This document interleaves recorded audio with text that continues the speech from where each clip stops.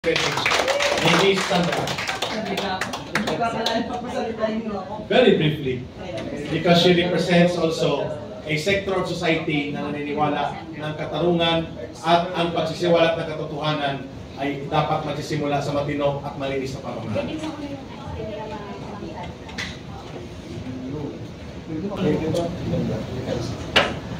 Well, good noon to everybody here. Ako'y pumunta dito, sa totoo lang, we were already outside and I haven't seen anybody. So I went to another restaurant and suddenly, yun na, sabi ni Ma'am Kat, andito. Anyway, I came here to be with you as one of those na gusto na natin ang tunay na pagbabago sa gobyerno nito. Sa mga hindi po nakakakilala sa akin, ako po ay dating, up to now, I'm the President of the Whistleblowers Association of the Philippines tungkol sa mga korupsyon ng gobyerno, simula't simula kay GMA. And I was appointed as a director of the Philippine Charity Sweepstakes Office during the term of our very beloved president and the best president that the Philippines had. Walang iba po kundi si President Digong Duterte. Ako po ay natulong with my son dahil sa paglaban po sa korupsyon sa PCSO.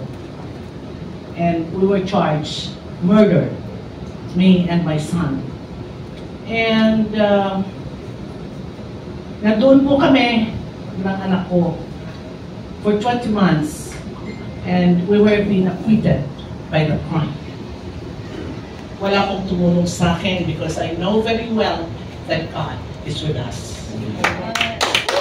And sana nangyayari ngayon sa ating bansa. Dapat tayo magkaisa. Maawa tayo sa next generation natin. Ito, matanda na ako. I'm 64 years old. I'm a senior citizen. I underwent an operation on my spinal cord. And that's the reason why I cannot really walk that far. And I cannot stand that long. But wala po sa akin yan. Sasama ako kung saan ang taong bayan. Dahil nangyari sa buhay namin pag nabuti na lang talaga, we cling to God. I'm a pure Catholic. But we were able to learn how to open the Bible during our darkest days. At doon po nakita namin ng Panginoon ay hindi ka iiwanan. Never kang iiwanan, but just to surrender everything to Him. At ito nga, lumalaban pa rin ako hanggang ngayon. Doon sa mga nakakilala sa akin, I already spoke in Iwasang Bonifacio. At sinabi ko lahat ang tungkol sa korupsyon ng PCSO. At ngayon, kahit sino ang mag-imbita sa akin, sumasama ako para maging united tayo para sa ating next generation.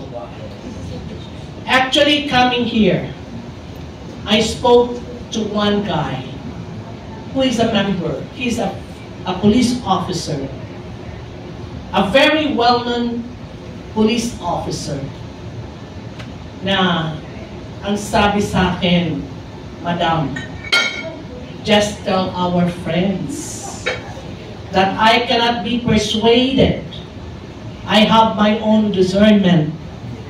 Dahil ang mga PNP po ngayon, ang pulis ay hindi na alam kung saan sila pupunta. They are now being used by this government. At ang kawawa, ito ay mga nag-aral. These are all PMAers, PNPA, na ngayon ay nasisira ang kanilang profesyon. That you cannot put somebody in that position for 4 hours only, kasi magre-reflect yan sa kanilang service record. Then after 4 hours, tatanggalin, lalagay na naman ng isang pulis, ng isang hepe. Then after 3 hours, gano'n na naman. What kind of chief PNP are you? General Marbil? Or whatever? Because I'm very close to the military and police. I know a lot of police officers, but I never heard your name. That means you are not that good operator. At linagay kang chief PNP, pinaglalaruan mo. Pinaglalaruan mo ang sistema ng mga police officers. Maawa kayo. Ito ay nagtrabaho, ay nag-aral ng ilang, nagsunog ng kanilang kilay na para lang nyo sumunod sa gusto nyo. Remember that military and police, Philippine National Police, are for the people. You are for the people. Hindi ito hawak ng isang presidente o isang DILG o isang chief PNP na kagaya mo. Na gusto nyong paglaruan ang kanilang mga serbisyo. Nakakalito na kayo. Now, when it comes to to the West Philippine Sea, hindi sinasabi ng stream media kung ano na talaga ang tunay na nangyayari sa West Philippine Sea. Nakikita nyo naman, the Vice Admiral Carlos, where is he now? Where are the other generals of the Philippine Navy? I'm asking you, General Browder, and our DND Secretary. Inutang niyo ang 5 general ng Philippine Navy headed by Vice Admiral Carlos and 1 full colonel. Where are they now? I know where they are, but I will not say anything about them. It's you, Chief of Staff Browner and DND Secretary Gibo Chodoro, to tell the Filipinos where are these 6 good military officers. At ito na naman, yung isang sip-sip niyong si Tariela, trying to persuade or trying to chismoso, marites, na sinasabi niya na hinaras ng Chinese Coast Guard. Ngayon yung boss mo, the guy on your top, had said na wala namang harassment. And there was a video that was released a month ago showing that it was the Chinese Coast Guard who rescued the fishermen. Wala doon ng Philippine Coast Guard na vessel on that area. Ngayon, gusto na naman ni Gibo at ni Anyo. Wala kaya din ito si Anyo. General Anyo, we're friends before. It was President Duterte who made you. Asan ka ngayon? Sasabihin mo pa na dapat mag-apologize or change yung boss ng Tarigela na yun? Na ang totoo lang naman ang sinabi. Ang video cannot. Ang video ay hindi magsisinungaling. Videos cannot lie. Like what this bangag government is. Marami tayong mga videos dyan. Kahit ano pang sabihin. Again, ito, uulitin ko. President Bongbong Marcos, kung gusto mo talaga na maging klarado sa mga Pilipino, na hindi totoo yung itinatapon sa iyo, then I think this is high time for you to have your drug test with your hair. Para malaman ng buong Pilipinas at ng buong mundo na hindi ka na cooking lover. Yun lang po. At yan po ang aking uulitin. We have to unite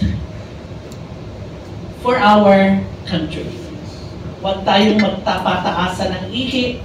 Huwag tayong magpapa-feel na that you're the leader of this group. Pareho po tayo. Huwag tayong magtataasan ng ihi. We have to work united. Okay? Isa lang po ang ating ang ating mission is for President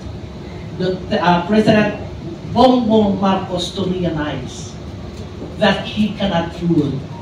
He is not the president na ibinoto ng bayan.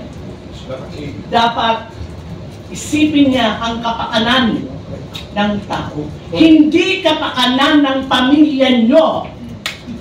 Dahil there is something why you're doing this for US. Because alam namin na yung mga ninakaw ng pamilya noon, yung mga Manhattan na mga properties nyo, gusto nyong makuha. At yan po ay ang mata at ang tenga ng mga taong bayan ay alam po yan. Wag naman. Ilang milyong Pilipino ang mawakalan. Wag mo kaming paglaruan. The Americans are using us as a pawn against the Chinese, against China, because we know very well that they cannot really beat China. At yan ang ginagawa, ikaw ang ginagawa pareho ni Zelensky ng Ukraine, na hindi ginamit ang utok. Ngayon, asan siya? Wasak ang Ukraine? Saan siya ngayon? Gala-gala. Pumunta dito at magsayaw ulit kayo. At Tama, party dito. Okay, salamat po. Thank you, Zelensky. Ma'am Sandra?